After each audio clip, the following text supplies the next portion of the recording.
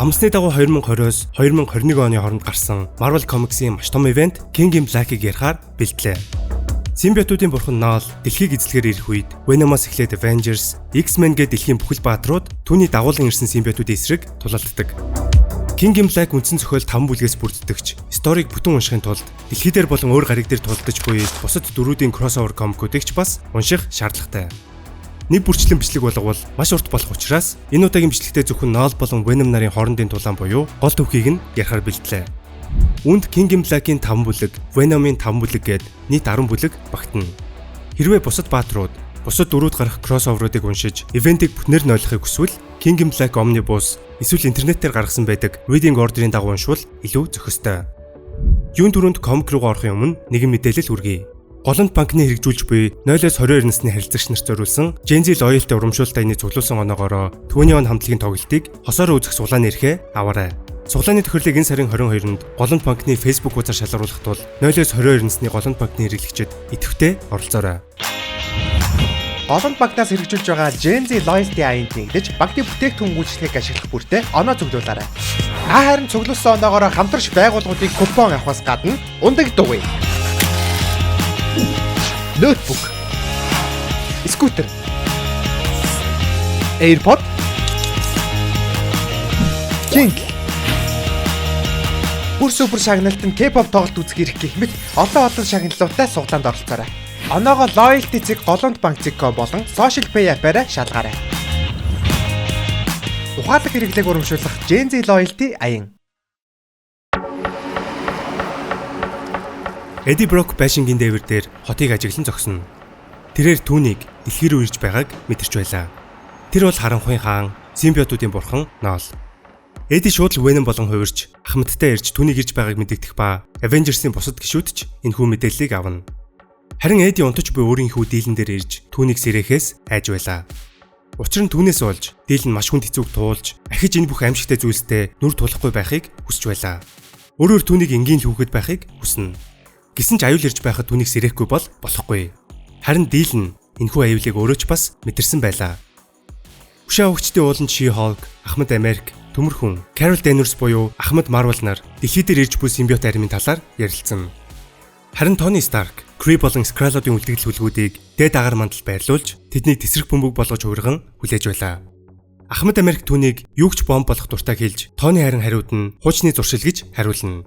Энэ үед Carol Danvers сайн бас муу мэдээтэй хэлж симбиот арим ирж байгаач тэдэнд илүү том тесрэх бөмбөг хэрэг болохыг хэлэв. Дэлхийн дээд агаар мандалд үе олон симбиот луунууд иржээ. Харин Tony Carol өөрийг нь дутуу үнэлж буй гэлэн тесрэх бөмбөгөө итгэжүүлэхэд симбиот луунууд хэдэн зуугаараа шатаж байлаа. Энэ үед Eddie Brock хүүгээ аюулгүй газар авчгаар явж байлаа. Тэрхүү дэлбэрэлтийг Venom Eddie хоёр хоёулаа мэдэрсэн ба дэлбэрэлт ямар ч нөлөө үзүүлээгүй байлаа. Ахмад Америк хүшээ өгчдийг хөдөлгөөг тушааж харин дэлхий дээр симбиотоор бороо орж байв. Мэдээж энэ бүх симбиот Null-ийн удирдлага доор. Eddie хүүгээ газар доор хорогдох байранд яаралтаа оруулж харин дийл нь өөртөө ч бас хүч чадал байгааг түүнд тусаж чадхаа хэлэн эсэргүүцсэн.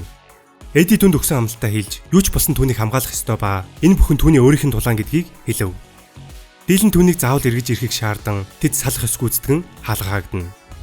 Харин нөгөө талд Ахмад Америкээр өдөрдөөсөн бааtruуд ард иргэдийг аварч хот харин симбиотоор дүрж байв. Ахмад Америк Тониогоос Тор ирэх болоогүй эсгийг асуухад хариу байхгүй байгааг хэлнэ. Яг энэ үед тэдний толгойд Charles Xavier орж ирэн Washington Square Park-д X хүмүүс нэмэлтээр ирэн тулдаж эхлэв. Аянгийн бурхан Тор байхгүйж аянгийн дайрах Storm агарын дайралтыг тогтоож байлаа. Eddie муу усны суугаар явж Нью-Йорк хотод Carnage үлдээсэн симбиот зураг удирдах боломжтой Сентид очино. Хэрвээ азанд харуул Venom симбиот зургийн голомтод нэвтрэн тэднийг удирдах боломжтой гэж найдаж байлаа. Доктор Стрэндж бүх хүч чадлаараа тулдагч симбиот луунууд хэтэрхий хүчрэхэг түүний хамгаалтыг ядах зүйлгүй эвдэлж байв. Eddie харин голомтод нэвтрэхээр хичээсээр Storm-ийн анги цахилгаанч хүч мөхсдөн. Eddie арай гэж голомтод нэвтрэн бүхнийг харагч түүний төсөөснөөс ч илүү зүйл тэдний эсрэг зогсож байлаа. Eddie тэднийг хурдан зүгтахыг шаардгаад тэнгэрт зүгээр ч нэг луунууд биш Null-ийн хамгийн анхны дайснууд буюу симбиотод бүрхүүлсэн Celestial-ууд байлаа. Тэд дэлхийд газардан бүхнийг сүрүүлж эхлэх үед нэгэн Celestial-ийн цээжнээс Null гарч ирэн түүний нэр хүнд дэлхийд даяар их томорсныг биширч хэрвээ түнд Brock нэртэй хүнийг авчирвал тэднийг зовоолгүй нүд ирмэх зүр дэлхийг сүрүүлэхийг хэлэв. Бааtruуд сандралан зүхтаж харин Null тэдний өмнө газардана. Ахмад Тонигоос түүний хаана байгааг асуухад 10 секундын дараа ирэхийг хэлнэ. Ахмадын царайнд инээ тодрон наалд өнөөдөр тэд үзүүлбэр үзэхээр ирсэн хэлж товтлох зөвшөөрлийг өгөв. Түүний яриад байсан хүн Сентри буюу Боб байлаа. I'm Bob. Сентри тушаалыг аван Селестиалийн толгойг нэвцүүлдэн нисч харин Ноол үнээс нь болж маш их уурлаж түүнийг хамгийн түрүүнд торохоор болдог. Сентри Ноолыг тэврэн авч дээш нисэн өөрийгөө Боб хэмээн танилцуулж Сентри гэж дуудахыг түүнд хэлнэ. Гэвч Ноол түүнийг өөрийгөө танилцуулах хэрэггүй ба түүнийг Карнежиг хорох үед сүргэн Алидийн дурсамжиндаа мэдээлэл хадгалсан гэлэн оронд нь өөрийгөө танилцуулна. Тэрээр Сентриг барьж хоёр хэсэг хуваан өөрийгөө харанхуйн эзэн симбиотуудын бурхан гэж хэлнэ. Бусад бүх хүний дотор харанхуй түүний өмнө бүх идэг ба тэр бол өөрөө харанхуй гэдгээ сануулав. Үнийг харсан бааtruуд бүгд шоконд орж Тони тэднийг ухрахыг хүссэн ч Ахмад аль чадхаараа хотыг хамгаалан иргэдийг аврахыг бааtruудад тушаана. Ноол хотыг тэр жигтэн симбиотоор бүрхэж харин бааtruуд түүний өмнө хүчин мөхстөнө. Тэрээр дэлхийг амьдралаар тэтгэгч нарыг өөрт нь садаа болж байна гэж үзэн дэлхийд дахин нарыг од ирсийг харуулахгүй хэлэн дэлхийг тэр жигтэн симбиотоор бүрхэж түнэр харанхуй хорвоо ертөнцийг эзлэхэн тэр. Storm юу болоод байгааг Тони болон Чарльз нараас асууж чадах бүхнээрээ л унууттай тулдаж байлаа. Түүний чадвар симбиотуудын эсрэг төгс тохирч байсан учраас Ноол түүнийг бяцхан гэрэл хэмээн дуудаж Storm-ыг ч бас барин авдаг. Харин Эди эцсийн арга буюу Ноолд хүссэн зүйлийг нөхөхөөр шийдэв. Тони түүнийг бууж өгөхгүй байхыг хүссэн ч Эди Веном хоёр аль хэдийн шийдвэр гаргасан ба ингэснээр тэдэнд жахан ч гэсэн цаг очихыг хэлнэ. Тэд бүтээгчтэйгээ шууд холбогдох шийдвэрийг гаргасан байлаа. Харин холбоо тогтоох үед Ноол шууд л тэднийг барин авч гэрэл онторч харанхуй бүрхэх ямар сайхан болохыг түүнд хэлнэ. Гэвч Ноолын хүссэн Брок Эди биш түүний хүү Дилэн Брок байлаа. Харин Дилэн Эди Брок болон Ан Вейн нарын хүү бөгөөд Веномын симбиотоос болж симбиотуудын голомтод нэвтэрч тэднийг удирдах чадвартай болсон юм. Өөрөөр Ноолтой адил чадвартай ч гэж хэлж болно. Ингэснээр Дилэн Ноолын хувьд хамгийн чухал байна болсон юм.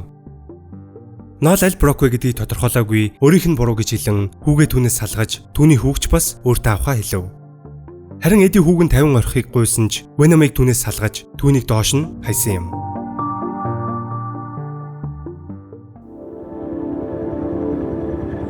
Ноолын удирдлаганд орсон Веном түүнээс Эдигээс салахгүй байхыг гуйна. Веном түүнд өөрийгөө хэрэгтэй хэлсэн ч Ноол түүнийг хинч биш гэдгийг хэлэн өөртөө шингээдэг. Харин Эди доош унаж ганцаараа нөхөж болохгүй гуйн нулимс туслуулна. Эцсийн мөчн ирэхэд Эди бурхнаас хүүг нь аюулгүй байлгаж өөрийнх нь харанхуйг түүнд өвлүүлэхгүй байхыг залбирна. Харин хотод супер бааtruуд, цагдаа нар, иргэд, Ноолын мангасуудтай тэнцээр. Гэрэл гэгээ үгүй, зөвхөн харанхуй симбиотууд л энэ дэлхийг бүрхсэн байв. Хорогдох байранд төвжигдсэн Дилэн нэгэн станц олж төмөр хүнтэй холбогдох ба аавыгаа аюулгүй байгаа эсхийг асууна. Харин төмөр хүн түүнийг дахин холбогдож болохгүй хэлж аргаа барсан Дилэн симбиот голомтод холбогдох үед Веномч бас түүнийг холбоогоо зогсоохыг шаардаж тэгэхгүй бол Ноол түүнийг олохыг сануулна. Энэ үе зурагтаа шууд амжуулалт гарах бөгөөд Ноол Веномыг Эдигээс салгаж түүнийг доош шидэж буй дүрс гархан тэр. Доошоо унах Эди барилга хоронд түлхэж, өшөглөж, уналтын хүчийг бууруулж байлаа. Веномгүй Эди Брок бол хинч биш. Гэвч тэр бол эргэн ирэлтийн хаан. Юу ч тохиолдсон аргыг нь олж амьд үлцээр л байдаг. Шат, тагт, байшин барилга гээд доош унахтаа бүхэл зүйлсийг мөргөж, түлхэж, унах хэрчээ бууруулж, харин тэр бүрт биеийнх нь хамаг яс хугарч байлаа. Эди газар унаж, Спайдермен түүнийг дуудан хажууд нь очино. Спайди харсан зүйлдээ итгэж чадахгүй байсан ч Эди хараахан үхээгүй байлаа. Тэрээр тусламж дуудан орилж, харин Эди хүүгийнхээ нэрийг амандаа хэлсээр байв. Энэ бүхнийг Ноол дээрээс нь харж байлаа. Тэрээр Эди Брокыг алахдаа ахин бүтлгүүцэнд бухимдана. Питер түн туслах хэрэгтэй хэлж, өөрөөс нь бусад бааtruудыг Ноол хороосон гэж бодож байлаа. Энэ үед түүний Spider Sense нэгэн зүйлийг мэдэрч доош суун болтох бөгөөд толгой дээгүүр нь Energy Beam буудана. Ноол бааtruудыг алаагүй ба тэднийг харин удирдах өөрийн армаа болгосон байв. Питер тэднээс зүхтгаар төлөвлөж байсан ч Human Torch цагаа олж тэнгэрт нисэж байсан луг хорон Питер болон Эдиг хамгаалахаар ирдэг.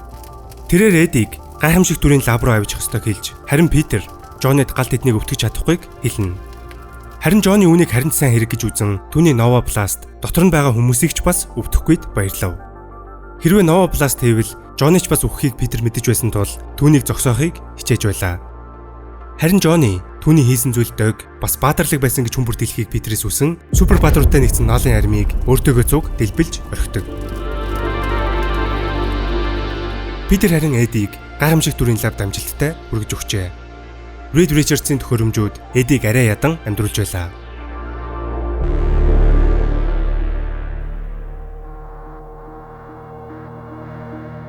Питер түүнийг имжилж чадах эсэхийг асуухад Валкери бусан Джейн Фостер өөрийнхөө тусгай чадварыг түүнд тайлбарлана.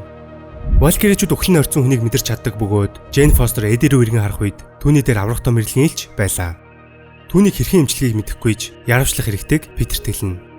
Харин Джейн тэдэнтэй хамт үлдэж чадахгүй бөгөөд Ноолын гарт амиа алдсан Сентригийн сүнсийг хариулах хэрэгтэй байв. Питер Дилэн дээр очиж үг хэлж чадахгүй байлаа. Харин Дилэн бүхнийг ойлгож байсан бөгөөд аавыгаа үгсэн эсхийг түүнээс асууна. Харин Питер түүнийг лаборатори руу дагуулan явхад Дилэн нөхцөл байдлыг харан шоконд оров. Black Panther Thor-ын хаан байгааг асууж, харин Blade, Charles болон Magneto нартай нөхцөл байдлын талаар маргалдаж байв. Питер тэднээс саад босондоо хүлцэл өчөж, Эдигийн явц ямархуу байгааг асуув. Reed дахиж байхгүй гэлж нөхцөл байдлыг хурдан удирдлаганд авахгүй бол болохгүйг, харин T'Challa, Valkyrie, Blade нар Infinite Stone, Cosmic Cube, Ultimate Nullifier зэрэг хүчрэг зэвсгүүд тэдэнд хэрэгтэй эсэхтэр маргалдана. Энэ үед өрлөггүй зочин Namor өрөөнд орж ирэв. Namor тэдний ард түмэнд тэсгэм хүтэн харанх үед олон сая жил тэмцэж байхад хөрсөн дээр энэ бүхэн дөнгөж эхлэхэд тэднийг ялагдаж байгаад нь бухимдана. Дэлхийн ихэнх хэсэг түүний мэдэлд учраас Namor ч бас тулаанд нэгдэж ямар нэгэн төлөвлөгөө байгаа эсхийг асууна. Энэ үед Тони Старк гарч ирэн өөрийнхөө төлөвлөгөөг танилцуулна. Гэвч түүний төлөвлөгөө галзуу мэд сонсогдохч түүнд симбиот руу хэрэгтэйг хэлв. Тэдэнд Эди амьдараа хэрэгтэй бөгөөд голомтод нэвтэрч ноолыг зогсоож чадах цорын ганц хүн түүний гэдэгт итгэж байлаа. Тиймээс түүнийг аварч чадах цорын ганц зүйл бол мэдээж симбиот. Лугийн симбиот илүү хүчрэг учраас Тони тэднийг онилж байлаа. Харин түүний гаргасан өөр нэгэн төлөвлөгөө бол Наморыг Марены хонхорд очиж The Black Tide-ыг сэрэх байв. The Black Tide нь эртний Атлантын шидээр харагдсан дайчид бөгөөд харанхуйд наалтай тулдахад төгс тохирсон байлаа. Харин Blade Украинд очиж цус орогчдыг цуглуулan өөртөөгөө нэгтгэж байв. Хотын дарга Wilson Fisk буюу Kingpin дайснуудын цуглах бааранд очиж тэднийг ч бас нэгтгэж байлаа. Тони Старк нэгэн симбиот луун дээр очиж түүнийг наалын удирдлагаас гаргах хэрэгтэй байв. Лууны ДНК-г дахин шинжилэн бичиж түүнийгээ луунд тарив. Энэхүү төхөөрөмжөнд амжилттай болж лууны симбиот Тони Старктай нэгдэн эхэлж байлаа.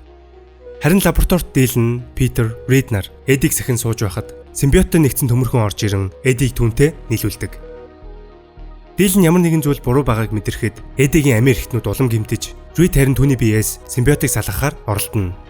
Өөрөөр Тонийг авчирсан симбиот Эдиг алж байлаа. Харин Дилэн аргаа баран хүчээ төвчүүлж симбиотыг устгахад Тони болон Reed нар маш их гайхаж байлаа. Түүнийг өрдөөл бодлороо симбиотыг устгасанд итгэж ядан Дилэнийг өөрсдийнхөө нууц зэвсэг гэдгийг Тони хэлнэ. Гэвч Дилэн тэднээс ямар учиртай чимээ гараад байгааг асуухад Эдигийн зүрх аль хэдийн зогссон байлаа.